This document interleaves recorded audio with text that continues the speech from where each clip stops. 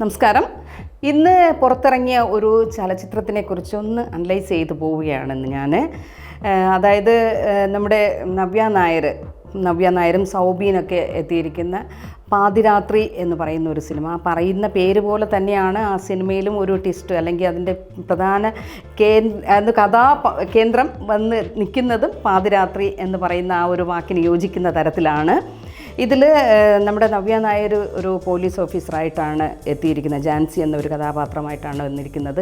സൗബീനുണ്ട്, ഹരീഷ് എന്ന് പറഞ്ഞിട്ട്, പിന്നെ നമ്മുടെ ശബരീഷ് വർമ്മ. അതിനോടുകൂടി സഹ കഥാപാത്രങ്ങളായിട്ട് എത്തിയിരിക്കുന്നതാണ് നമ്മുടെ സണ്ണി വെയിനുണ്ട്, ആൻ അഗസ്റ്റിനുണ്ട്, ഹരിശ്രീ അശോകനുണ്ട്, ഇന്ദ്രൻസ് ഉണ്ട്. അങ്ങനെ ഒരുപാട് കുറച്ചേറെ നടന്മാരുടെ ഒരു നീണ്ട നിര തന്നെ ഉണ്ട്. പിന്നെ തെലുങ്കിലും തമിഴിലുമൊക്കെ വളരെ പ്രസിദ്ധനായ ഒരു വില്ലനുണ്ട്, അച്യുത് കുമാർ എന്ന് പറയുന്ന അദ്ദേഹമാണ് ഇതിലൊരു മെയിൻ കഥാപാത്രമായിട്ട് എത്തിയിരിക്കുന്നത്. പുഴു എന്ന മമ്മൂട്ടി ചിത്രത്തിന് ശേഷം രത്തീന സംവിധാനം ചെയ്യുന്ന ചിത്രമാണ് പാതിരാത്രി. സത്യം പറഞ്ഞാൽ അതിലെ ഒരു കഥയൊക്കെ ഭയങ്കര ത്രില്ലറായിട്ടൊക്കെയാണ് പോകുന്നത്. ഇടയ്ക്ക് ഒരു ഇടവേളയ്ക്ക് ശേഷമൊക്കെ ഒരു ട്വിസ്റ്റൊക്കെ ഉണ്ടാകുന്നുണ്ട്. പക്ഷേ വളരെ ഗംഭീരമായിട്ട് തന്നെ ചെയ്തിട്ടുണ്ട്.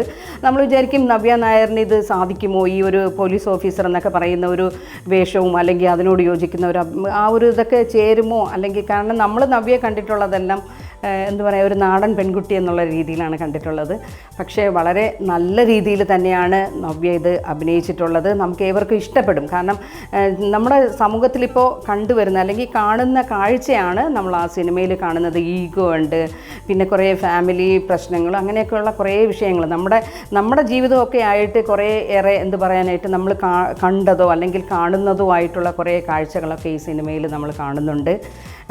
സൗബീനെ പറയണ്ടല്ലോ, നമ്മൾ അഭിനയത്തിൻ്റെ കാര്യത്തിൽ വളരെ നല്ല രീതിയിൽ തന്നെയാണ് കൊടുത്ത വേഷം, ഗംഭീരമായിട്ട് തന്നെയാണ് അഭിനയിച്ചിട്ടുള്ളത്.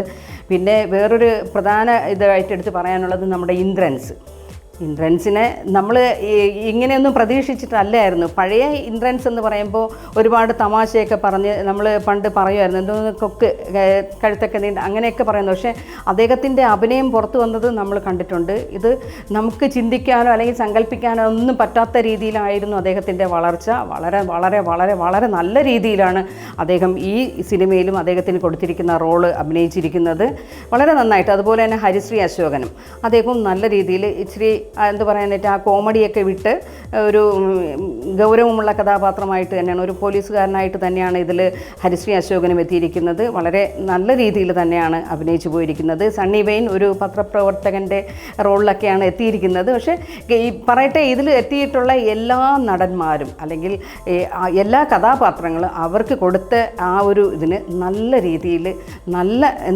നമുക്ക് എപ്പോഴും ഹൃദയത്തിൽ ഹൃദയത്തിൽ നമുക്ക് തങ്ങി നിൽക്കുന്നുണ്ട്.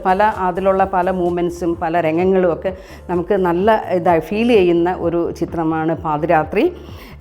പിന്നെ ഇത് വേറൊന്ന് പറയുന്നത്, ഈ സിനിമ ഇറങ്ങുന്നതിന് മുമ്പ് തന്നെ ഒരുപാട് വ്യൂസ് അതിൻ്റെ ട്രെയിലർ കാണാനും വേണ്ടിയിട്ടുണ്ടായിരുന്നു എന്നാണ് പറയുന്നത്. ഇതിൻ്റെ കഥ എഴുതിയിരിക്കുന്നത് ഷാജി മാറാട് എന്ന് പറയുന്ന അദ്ദേഹമാണ് എഴുതിയിട്ടുള്ളത്. പക്ഷേ വളരെ നല്ല സ്റ്റോറിയാണ്, ഇപ്പോഴത്തെ സമൂഹത്തിലെ സ്റ്റോറി. ഞാൻ നേരത്തെ പറഞ്ഞല്ലോ, വളരെ നല്ല രീതിയിൽ തന്നെയാണ് ചെയ്തിരിക്കുന്നത്. സംഗീതം ചെയ്തിരിക്കുന്നത് ജെയ്ക്സ് ബിജോയ് എന്ന് പറഞ്ഞ ആളാണ്. വലിയ രീതിയിലുള്ള സോങ്സ് ഒന്നും ഇല്ലെങ്കിൽ 1-2 സോങ്സ് അങ്ങനെ ഇതേ ഉള്ളൂ. പക്ഷേ ഒരു കേട്ടിരിക്കാനായിട്ടുള്ള നല്ലൊരു മ്യൂസിക്കാണ് അതിൽ കാണുന്നത്. ഇതിൻ്റെ പ്രൊഡ്യൂസർ അബ്ദുൾ നാസർ, ആഷിയ നാസറാണ്. പിന്നെ വലിയ ബിഗ് ബഡ്ജറ്റ് ചിത്രം ഇതായിട്ടൊന്നും അല്ല, പക്ഷേ സാധാരണക്കാർക്ക് കണ്ടുപോകാം. റിയൽ സ്റ്റോറി എന്നൊന്നും അല്ല. പക്ഷെ നമ്മുടെ സമൂഹത്തിൽ ഞാനത് വീണ്ടും എടുത്ത് പറയുന്നത് എന്തുകൊണ്ടാണെന്ന് പറഞ്ഞാൽ എനിക്കും അത് ഫീൽ ചെയ്തത് കൊണ്ട് മാത്രമാണ്. ഒരുപാട് നല്ല സ്റ്റോറിയാണ്.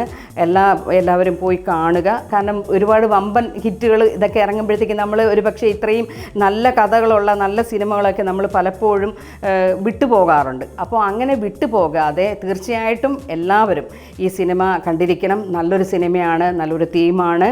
അപ്പോൾ ഇനി അടുത്ത ഒരു സിനിമയുടെ ചർച്ചയ്ക്ക് വരുന്നത് വരെ ബൈ.